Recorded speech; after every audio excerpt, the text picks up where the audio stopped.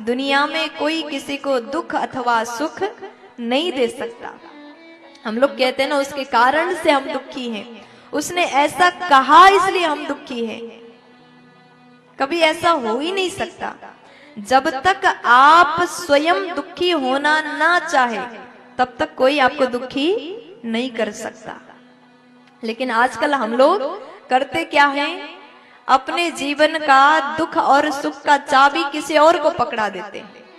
किसी ने आपका तारीफ किया तो आप खुशी में अत्यंत फूल गए, लेकिन किसी ने थोड़ा सा अपमान में 2 शब्द कह दिया तो आप दुखी होकर के रोने लगे। आप अपने जीवन का सुख दुख का कंट्रोल अपने हाथ में रखिए, तब आप हमेशा सुखी रह पाओगे। प्यार से बोलो, थोड़ा जोर से बोलो ना। लेकिन धर्म रूपी वृषभ कहते हैं कि महाराज, इस दुनिया में हम सुख प्राप्त करते हैं तो वो अपने कर्म का फल हमें मिलता है। अगर आपने किसी और को रुलाया है तो आप जिंदगी में कभी सुखी नहीं हो पाओगे। आपके द्वारा किसी के आंख में आंसू आया, आपने किसी को कष्ट दिया, आपने किसी को दुख दिया, तो आप थोड़ी देर के लिए तो सुखी हो सकते हो, लेकिन दुनिया गोल है। एक दिन आपका कर्म घूम करके आपके पास आएगा तो उस दिन आपको भी रोना पड़ेगा।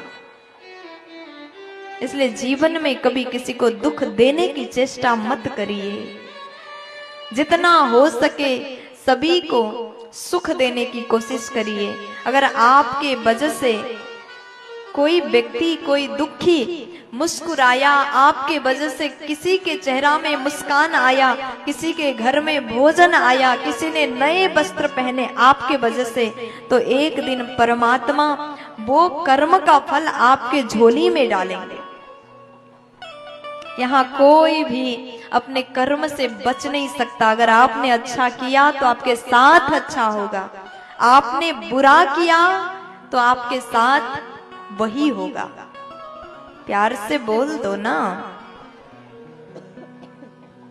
तो उसके बाद राजा परीक्षित ने जैसे सुना, ऐसी ज्ञान भरी बातें कोई साधारण वृषभ नहीं कर सकता, ये साक्षात धर्म हो सकते हैं।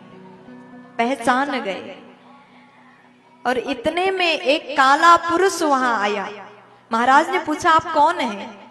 तो बोला कि मैं कली हूं। भगवान के जाते ही तुरंत कलियुग का आगमन हुआ।